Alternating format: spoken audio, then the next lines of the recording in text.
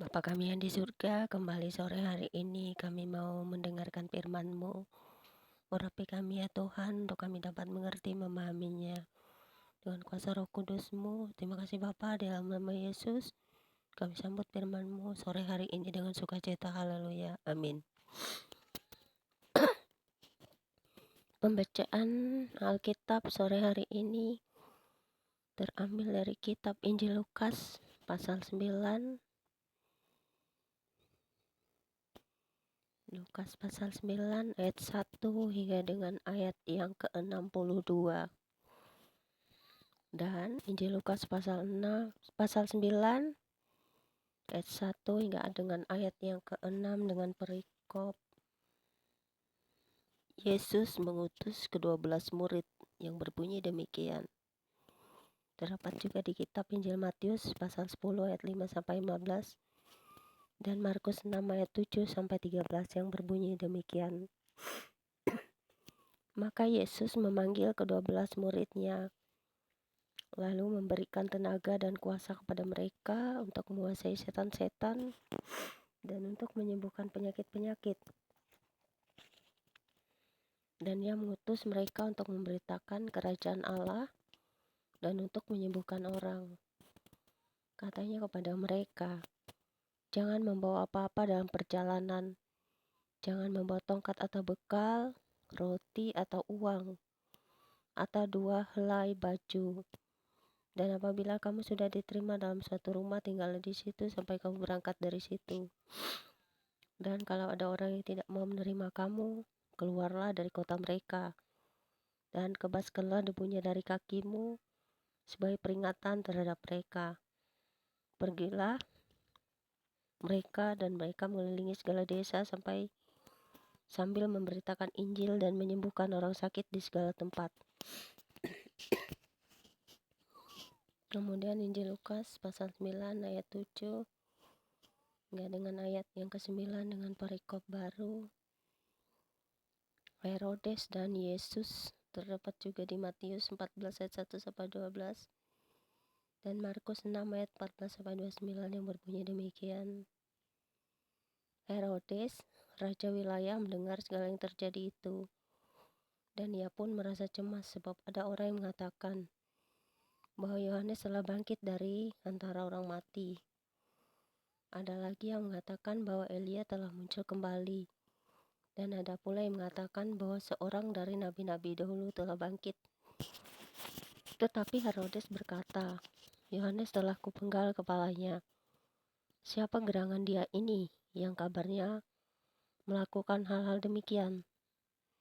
Lalu ia berusaha supaya dapat bertemu dengan Yesus. Kemudian Injil Lukas pasal 9 ayat 10 hingga dengan ayat yang ke-17 dengan perikop baru. Yesus memberi makan 5.000 orang. Terdapat juga di kitab Injil Matius 14 ayat 13 sampai 21, Injil Markus pasal 6 ayat 30 sampai 44, dan Injil Yohanes 6 ayat 1 sampai 14 yang berbunyi demikian. Sekembalinya rasul-rasul itu menceritakan kepada Yesus apa yang telah mereka kerjakan. Lalu Yesus membawa mereka dan menyingkir ke sebuah kota yang bernama Betsaida, sehingga hanya mereka saja bersama Dia. Akan tetapi orang banyak mengetahuinya, lalu mengikuti Dia. Ia menerima mereka dan berkata-kata kepada mereka tentang kerajaan Allah, dan Ia menyembuhkan orang-orang yang memerlukan penyembuhan. Pada waktu hari mulai malam, datanglah ke-12 murid-Nya kepadanya dan berkata, suruhlah orang banyak itu pergi supaya mereka pergi ke desa-desa dan kampung-kampung sekitar ini untuk mencari tempat penginapan dan makanan, karena di sini kita berada di tempat yang sunyi.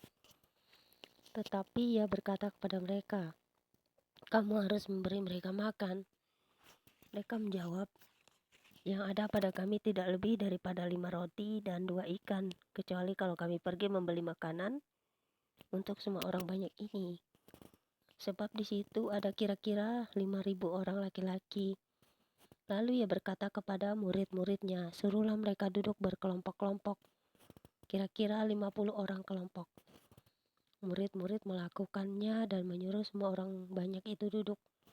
Dan setelah ia mengambil 5 roti dan 2 ikan itu, ia menengadah ke langit mengucap berkat, lalu memecah-mecahkan roti itu dan berikannya kepada murid-muridnya, supaya dibagi-bagikannya kepada orang banyak. Dan mereka semuanya makan sampai kenyang, kemudian dikumpulkan potongan-potongan roti yang sisa sebanyak 12 bakul. Kemudian Injil Lukas pasal 9 ayat 18 hingga dengan ayat yang ke-21. Dengan perikop pengakuan Petrus terdapat juga di Matius 16 ayat 13 sampai 20. Kitab Markus 8 ayat 27 sampai 30 yang berbunyi demikian. Pada suatu kali Yesus berdiri seorang diri. Datanglah murid-muridnya kepadanya, lalu ia bertanya kepada mereka, kata orang banyak, siapakah aku ini? Jawab mereka, Yohanes Pembaptis. Ada juga yang mengatakan Elia. Ada pula yang mengatakan bahwa seorang dari nabi-nabi dahulu telah bangkit. Yesus bertanya kepada mereka, menurut kamu siapakah aku ini? Jawab Petrus, Mesias dari Allah. Lalu Yesus melarang mereka dengan keras, supaya mereka jangan memberitahukan hal itu kepada siapapun. Kemudian Injil Lukas pasal 9 ayat 22 hingga dengan ayat yang ke 27 dengan perikop baru. Pemberitahuan pertama tentang penderitaan Yesus dan syarat-syarat mengikuti Dia.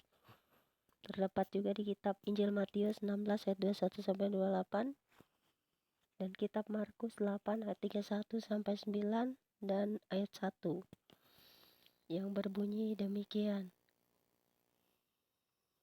Dan Yesus berkata, Anak manusia harus menanggung banyak penderitaan dan ditolak oleh tua-tua, imam-imam kepala dan ahli-ahli Taurat, lalu dibunuh dan dibangkitkan pada hari ketiga.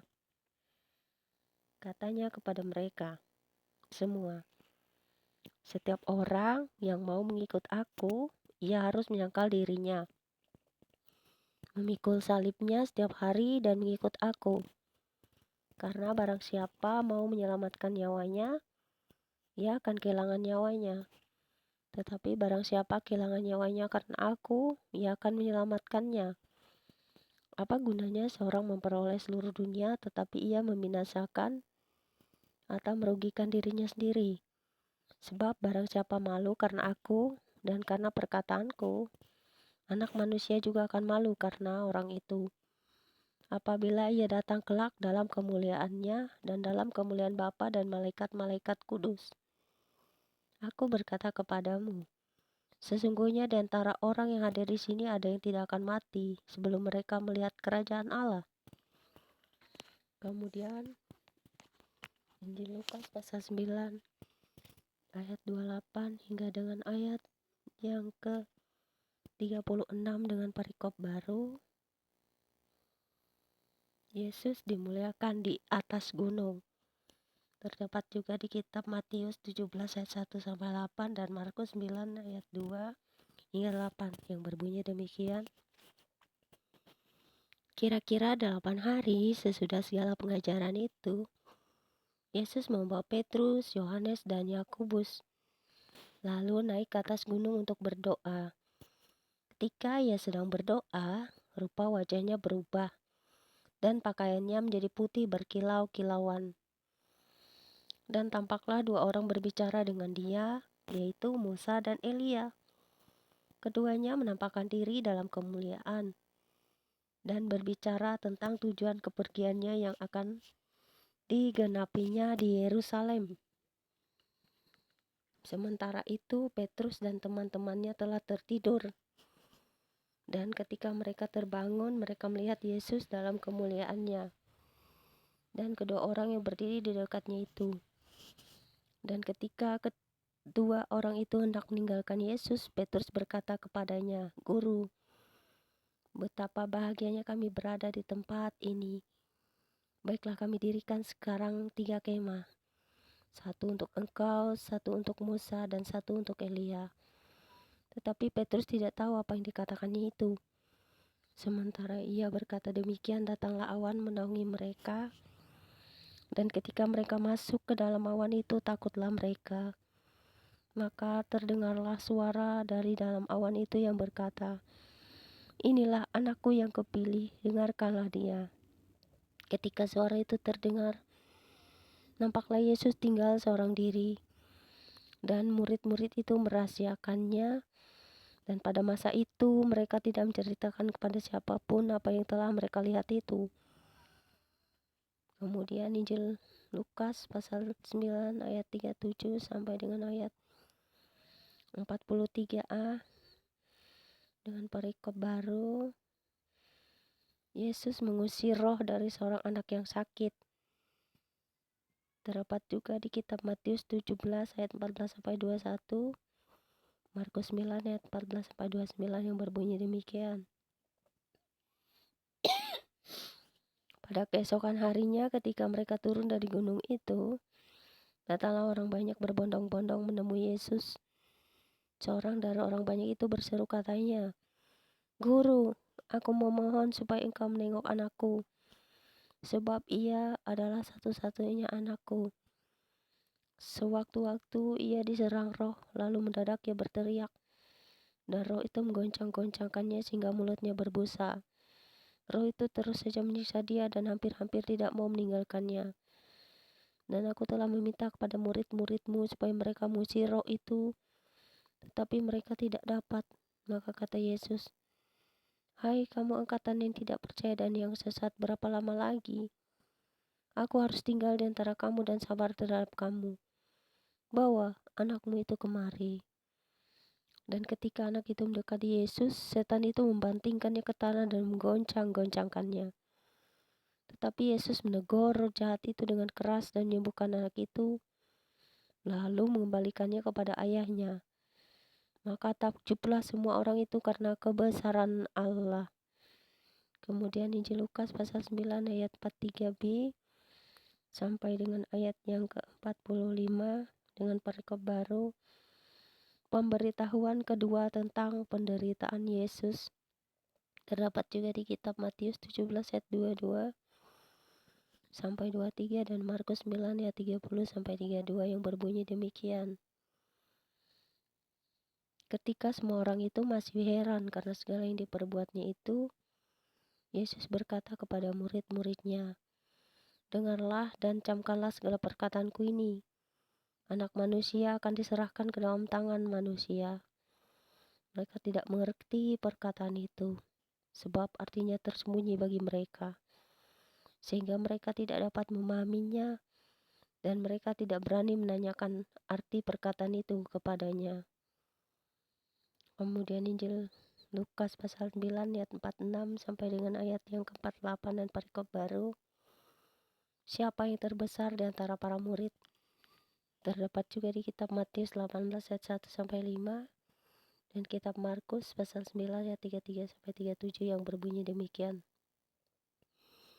Maka timbullah pertengkaran di antara murid-murid Yesus tentang siapakah yang terbesar di antara mereka. Tetapi Yesus mengetahui pikiran mereka. Karena itu ia mengambil seorang anak kecil dan menempatkannya di sampingnya dan berkata kepada mereka, "Barang siapa menyambut anak ini dalam namaku, ia menyambut aku. Dan barang siapa menyambut aku, ia menyambut dia yang mengutus aku. Karena yang terkecil di antara kamu sekalian, dialah yang terbesar." Kemudian Injil Lukas pasal 9 ayat 49 sampai 50 dan perikop baru. Seorang yang bukan murid Yesus mengusir setan. Terdapat di Markus 9 ayat 38 sampai 40 yang berbunyi demikian. Yohanes berkata, "Guru, kami lihat seorang mengusir setan demi namamu, lalu kami cegah orang itu karena ia bukan pengikut kita." Yesus berkata kepadanya, "Jangan kamu cegah, sebab barang siapa tidak melawan kamu, ia ada di pihak kita." di pihak kamu. Kemudian Injil Lukas pasal 9 ayat 51 hingga dengan 56 dan perikop baru Yesus dan orang Samaria yang berbunyi demikian. Ketika hampir genap waktunya Yesus diangkat ke sorga, ia mengarahkan pandangannya untuk pergi ke Yerusalem. Dan ia mengirim beberapa utusan mendahului dia. Mereka itu pergi lalu masuk ke suatu desa orang Samaria untuk mempersiapkan segala sesuatu baginya. Tetapi orang-orang Samaria itu tidak mau menerima dia karena perjalanannya menuju Yerusalem. Ketika dua muridnya itu Yakobus dan Yohanes melihat itu, mereka berkata, "Tuhan, apakah Engkau mau supaya kami menyuruh api turun dari langit untuk membinasakan mereka?" Akan tetapi ia berpaling dan menegur mereka lalu pergi ke desa yang lain. Kemudian Lukas pasal 9 ayat 57 sampai dengan ayat yang ke-62 dengan perikop baru. Hal mengikut Yesus terdapat juga di kitab Matius pasal 8 ayat 19 sampai 22 yang berbunyi demikian. Ketika Yesus dan murid-muridnya melanjutkan perjalanan mereka, berkatalah seorang di tengah jalan kepada Yesus, "Aku akan mengikut Engkau kemana saja Engkau pergi." Yesus berkata kepadanya, "Serigala mempunyai liang dan burung mempunyai sarang, tetapi Anak Manusia tidak mempunyai tempat untuk meletakkan kepalanya." Lalu ia berkata seorang kepada yang lain.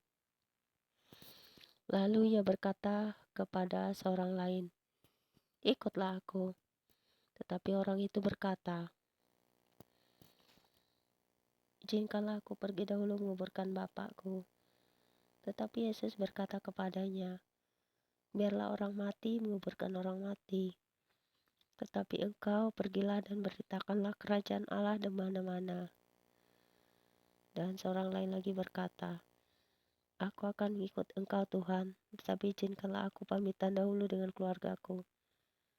Tetapi Yesus berkata, "Setiap orang yang siap untuk membajak tetapi menoleh ke belakang, tidak layak untuk kerajaan Allah." Sampai di sini pembacaan firman Tuhan buat kita sore hari ini.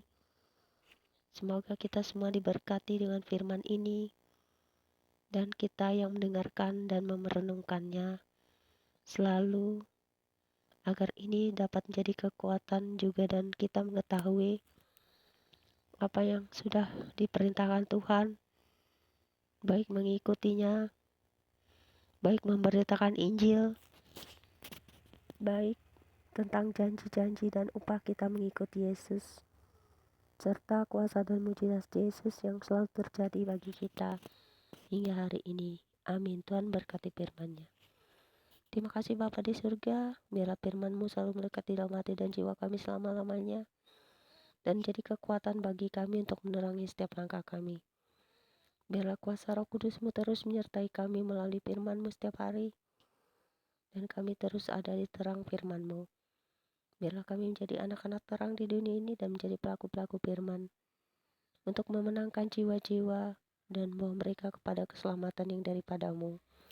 Terpujilah Engkau Tuhan Yesus Kristus. Haleluya. Amin.